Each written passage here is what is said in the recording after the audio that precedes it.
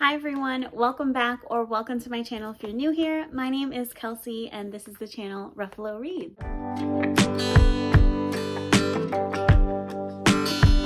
First off, I want to say thank you guys so much for subscribing to me, for watching my videos. It really means a lot to me. I know I've been a little MIA lately on here and on Instagram, honestly, but I've had so much going on. We're getting really down to the wire with wedding planning. It is now officially 2 months away. I signed up for 4-night-a-week personal training, so it's getting there, guys. We're really like in the thick of it. I'm really excited, but like I said, it's just hard finding time, making time, but I'm here. So this is kind of a mashup of a TBR and a wrap-up because that's just where we are right now. I think I'm just gonna call this like what am I currently reading kind of thing. But I will tell you guys like what I read in February and like my thoughts on them and everything. By the way, this shirt is like so cute. It's from Pink Lily and like I'm obsessed. Anyways, let's get into all of the books that I read. So first one is a bit of a downer because it's Skeletons of Society, and I cannot really speak on this because it is a part of my dark reading vlog that I am working through. I have a couple more books that I want to read for that vlog before I post it. So yes, generalized thought. This is a cartel romance where like the woman is kind of the anti-hero in a way. The man is as well though, but you know, deep down in their hearts, it's for good. I feel like that there's always some element of that in these. I liked it. I'm just gonna leave it at that. I would never have heard about this book if it wasn't for some of my friends on Instagram. So during that vlog, I will definitely, you know, shout them out, talk about them, and link them below and everything. So thank you for recommending this book. I really enjoyed it. So next up is one that I'm actually super excited about because it is my first ever historical romance that I've read, and this was an ARC that I received on NetGalley by Amy Rose Bennett, and it was Curled Up with an Earl. I'm just, like I said, so glad that I picked this up and gave it a shot. I listened to it on audio, which I was always somewhat skeptical to do for historicals. I don't know why, but looking back, that's so stupid. But I love the accents. I love the male narrator. I think he was either Irish or Scottish. But yeah, it was just like the contrast of her being like this lady, and then it was like he wasn't a like high member of society, but like secretly he was. So it was a little bit of like hidden identity. A strong older heroine who like has strong beliefs and is very intelligent. So that was really cool to see, and like a really supportive dad, but he's just in kind of a sticky situation. So he's going along with something or someone rather that isn't the best for our heroine, and you know, he eventually reconciles that and like says, yo, like, you know, I should never have been doing that. I just was in like this horrible predicament. But there's also like this strong bond between her and her brother, and our hero helps her like find him and make sure that he's okay and everything like that. There is an element of probably something that you don't see a lot in historical romance, as far as like the brother coming out as gay to her and figuring out that whole thing and like what the dad thinks, and you know, it was just lovely. It was such a treat and so like shocking to me. I did not think that I would end up loving this as much as I did. So that was awesome. Started off the month of February really strong. Okay, and then I read another book in my series from another book in the series by Catherine Cowles. It's called Shattered Sea. It's the 4th one. I just love this series. I think that this one probably was not my favorite. I gave it a 3 stars, which I'm seeing that like I'm definitely not the popular opinion on that, and I think the last one I gave 5 stars and a lot of people didn't love that one as much. I don't know. This one was cute. It just didn't hit me as hard. I don't know if I just like wasn't as in the mood for it or what. It was between Bowden Kavanaugh and Lakin, who was the owner of the art gallery. She does have some kind of things in her past like all the other heroines do. There's a difference with her. She has some kind of chronic pain. I can't remember which. I think she was in an accident actually when she was younger that resulted in like ongoing pain. So that was an interesting factor. Definitely in the last book though, I thought that she was like for sure in an abusive relationship, but then it ended up being that she was in an accident. So that was shocking, I guess. I was like, wait, I was not seeing that coming. I was thinking that you were like in an abusive relationship, but it was good. There was suspense. It was much like all the others. Just their own, you know, personal development, personal journeys in this one. So Obviously, I would recommend reading the series in order. I think they will stand on their own, but I just personally could never pick up like the 4th book unless I didn't know about it, which has happened to me before. But needless to say, this was good. I am gonna, read the next one. I think that hopefully I'll like the next one a little better than this one. Like, I've loved all the other ones. This one just, I don't know, missed a little bit for me, but I gave it 3 stars. And I don't know if I've said the star ratings for the other ones. Well, I can't say the star rating for the first one because that's in the vlog. That historical romance, Curled Up with an Earl. Hold on. I gave that one 5 stars. I thought I did. Okay. Yeah. 5 stars. Okay, so next was a thriller. I was in the mood for a thriller. I read Megan Golden's Stay Awake on audio. I don't think I got this as an e-arc, like on NetGalley. No, I don't think I did. But listening to this was just awesome. It's really creepy. It's about this woman who is very much a unreliable narrator kind of thing. She wakes up and she has like things written all over her arm, like stay awake, like don't trust anybody, call this number. Some very sinister shit's going on. She finds blood on her. So there's a murder I think in the building that she was last in, or that she knows of, or something. And it's a man, and she does not recognize the man, but she's like, whoa, weird. And then also written in blood is stay awake, which is also written on her arm. So she's like, oh my God, did I kill somebody? So she has this condition where if she falls asleep, she forgets everything. Like, it's like a memory condition. I don't know if this is a real memory condition. I didn't like care enough to like look that up and see, but the concept for me was enough. The concept was interesting. Like, holy shit, that would be so jarring. Like, one of my biggest fears personally is like that type of shit, like basically being made to feel crazy. So that whole aspect was good.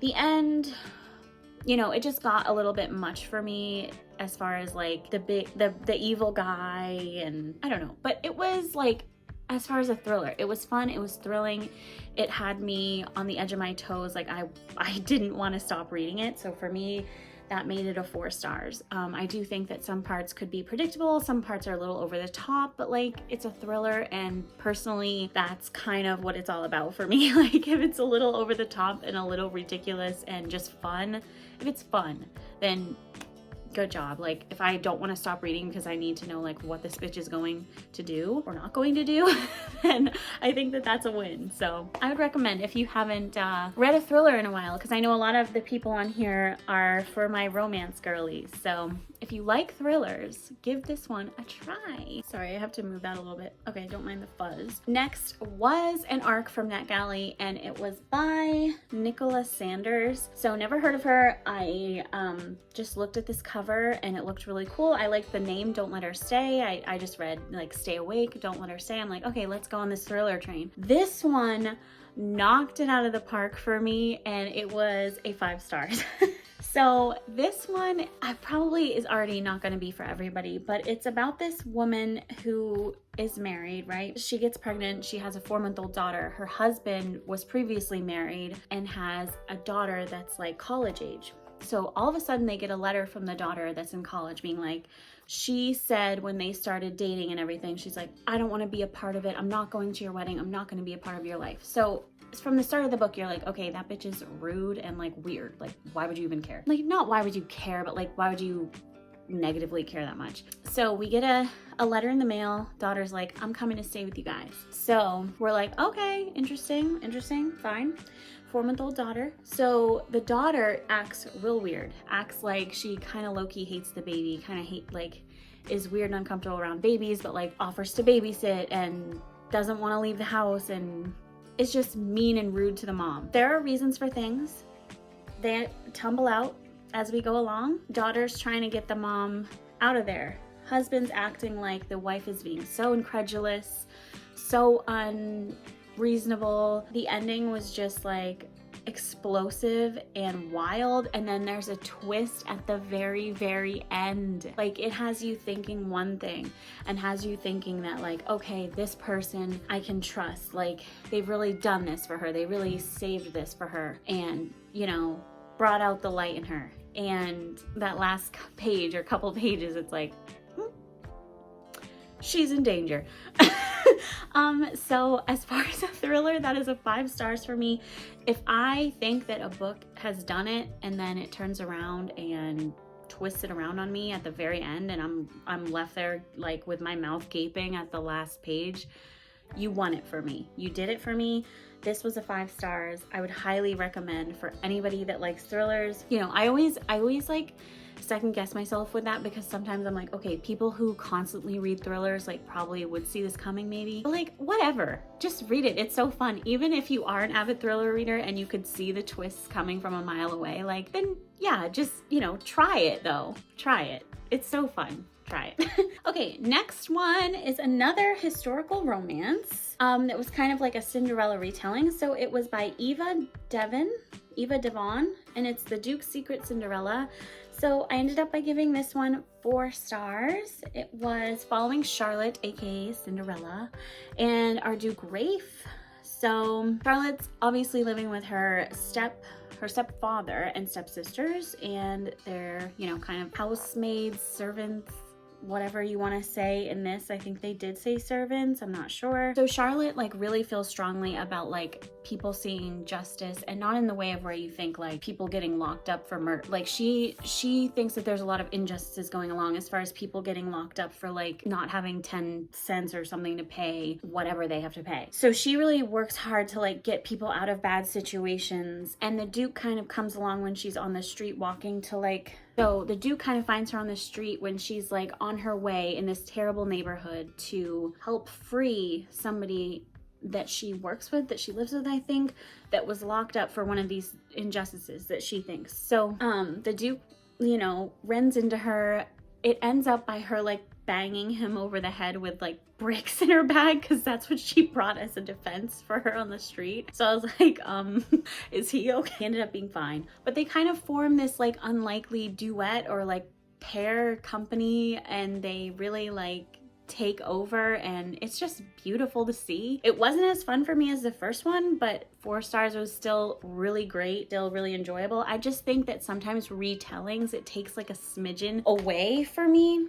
I don't know why. Sometimes, I don't know if I've ever read one that I gave 5 stars, but yeah, regardless, this was really awesome. Thank you, NetGalley, for providing me with this arc as well. I was really in my arc era. All right, and then the day after my birthday, which was February 27th, so I am literally now a 32-year-old lady, I got the library notification that Tell Me Lies was in, so I got it. And I know that I am extremely late to the game, but I picked this up and I gave it 4 stars, but I don't know. I don't know what that was. Me and my fiance are currently kind of slowly going through the adaptation or whatever on Hulu. It's like, I hate when they're so different. Like this one's not super different, but it's really different. But anyways, I can't even tell you what this is about. It's about a toxic relationship, college age kids, eating disorder, representation, trigger warnings, I guess, cheating, obviously lying. Like, I don't know. I literally don't know. I was just along for this crazy ride, and I flew through this, and I just left feeling like I don't know what this was. But however, I'm sure that you've heard of it. I'm sure that you've seen more coherent reviews than that, more coherent, you know, thoughts than that. So, or read the description of the book maybe to find out what it's about. But if you like a toxic, new adult, college age type thing with a little bit of suspense and kind of murder-ish sort of mystery in there, then might as well pick this up. It's probably in your library. I think it came out in like 2018, so it's definitely not like a new release or anything. Yeah, 2018. So it's been around. I would give it a go if you like that toxic stuff. Okay, so next comes one that I actually own. Yay! And that is The Fine Print by Lauren Asher. So I have been putting this off for a while because, like some of Penelope Douglas's covers, I guess, the cover turns me off. And then I'm just like, I don't want to read it. I finally ended up reading this. This is the first in her Dreamland Billionaire series, and it is between Zara and Rowan. Is that right? Zara and Rowan. So this is kind of based in like a pseudo Disney World, right? Rowan has taken over. His grandfather just passed away, He was the owner. He was like, you know, Walt Disney maybe, if you will. So Rowan is taking over. He has this kind of deal going on with his brothers as far as like the progression of what will happen and who will be in which position. So he is the epitome of a grumpy asshole. He is a jerk boss. He is just full business. He was definitely a mama's boy, and his mama died, and then he was raised by his alcoholic father, who was not nice. And I think that really says a lot about his behavior in adulthood. Now, that's not excusing it, but I'm saying that I definitely understood his motivations, his way that he was. Like, I understood his character. Now, Zara is definitely the epitome of a sunshine, bubbly angel. I love her. She dresses all quirky. She is the kind of Cinderella princess makeover artist. She gets tasked by Rowan and his team to be a part of the creators to help revamp Dreamland and give it like a fresh thing going on. Like, what do we want to do? So Zara's sister has Down syndrome, so people with disabilities, like, it's something that's really like important to her and strong, and she wants to see more like representation, more accessibility, more everything to do with that. So that's a passion for her. Zara really just takes him by storm. He's also a billionaire, obviously, or a millionaire, whatever. Money is no object. She has a dream. He makes it happen. Talk about dream world. The just like adventurous side that she brought out in him was beautiful. There was a scene in New York City in the snow that was beautiful. There was caretaking scenes that melted my heart. The only thing that would knock this down a tiny bit, which not even, because spoiler alert, I gave this 5 stars, and I know that that's kind of divisive. Like, I feel like people don't love this first book, and this is one that I don't really get. Like, I just don't really get it. Like, I thought that it was beautiful. The sexy scenes, not it.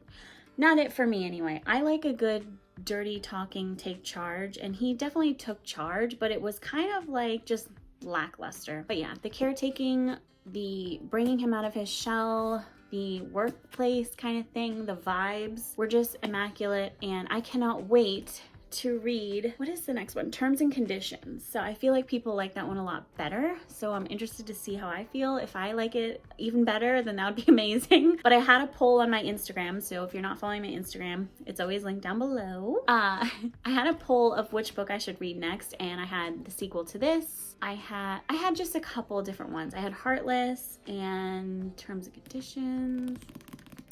I can't remember the other ones, but if I have the screenshot still, I'll put it there. Terms and Conditions didn't win, so we're waiting on that one a bit, but I cannot wait for that, and I do want to own them.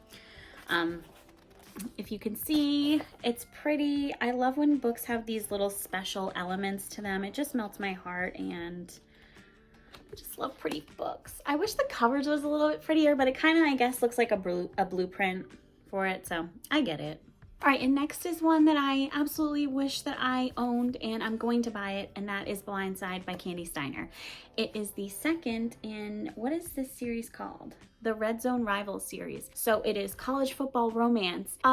Well, you guys, I got a puppy this month. It's a little golden retriever puppy, and his name's Motley, and he's our little pride and joy. But that to say, on the way to picking Motley up, he was like 2.5 hours away. I was listening to this audiobook, and I was just absolutely swooning. Clay Jensen in this book is the epitome of a perfect boyfriend.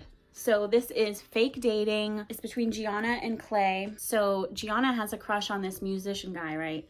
She kind of goes to the cafe and watches him all the time. Clay is he's not the quarterback, he's the safety. He is the safety of the college football team. He's really awesome, right? He's like the best safety, blah, blah, blah. He is like heartbroken and pining over his ex-girlfriend. I don't remember her name, doesn't matter. So they hatch this plan to make their exes, or to make his ex and the guy that she wants to get with, like, jealous. So they form this fake dating plan, and it's also Lessons in Seduction, which I don't think I've read since The Kiss Quotient. And let me just say, Lessons in Seduction is something that 1000% works for me. Like, that shit is hot. And the fact that they're especially in college makes it more believable, makes it more, I don't know, just good. Gianna is a virgin. I'm kind of over that trope, but I get it. College, I kind of get it. I get it enough. But he blows her mind. The sexy scenes in this get an A+ from me. And you know, it's just them falling in love with each other. So Clay's dealing with a lot with his family, like, and how they kind of treat him and how he reacts to that. And Gianna helps him kind of see the light a little bit. And yeah, it's just beautiful. I'd highly recommend. I really love Candy Steiner. I will say I didn't give this one or Fair Catch, I don't think 5 stars. I think I gave them both 4 stars, but I don't know if maybe that's because they're like the new adult thing. I don't know, but whatever. Even just talking about it now, I'm like, this was amazing. Like, why didn't I give it 5 stars? I'm just being too picky, but it was really great. Definitely read Fair Catch first though, because there is some, you know, they link together. It's not the same couples, but it's like intertwined, like guys on the football team or girls. The first one was the girl on the football team, actually. I'm gonna shut up now.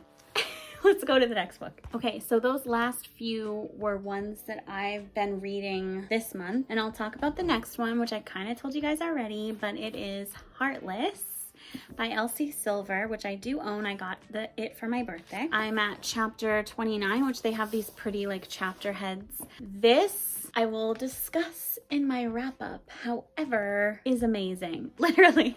I mean, I think you guys all know that by now. Like, you've got to see this book everywhere. Heartless and Flawless now. They are flawless. I will say I did not like Flawless as much as everybody else, and I think I read it when it was maybe a little too hyped up. However, Heartless, look at that. Heartless is amazing. It's a single dad. It's a nanny. It's a kind of forced proximity, I guess. Grumpy sunshine. It's just perfection. And the sexy scenes are perfection. And the setting is perfection. What's that one show that's like on HBO or something? It's like on the farm, on the ranch, Heartland? I don't know, but just freaking read it. Like, seriously, just read it. I got the audiobook to go along with this, and I think that it was on sale, maybe $4 to $7. Like, just do it. If you don't have the book, or if you don't want to get it on Kindle, just get the audiobook for $4 to $7. Like, seriously, it's so good. And yeah, then you can have these beauties. And then next I get to read Powerless, but I still haven't finished this, so I'm excited. All right, guys, so my camera's gonna die, so I'm gonna wrap it up here. I was gonna talk about some more books that I'm planning to finish and read this month, but I think we'll just leave it at that.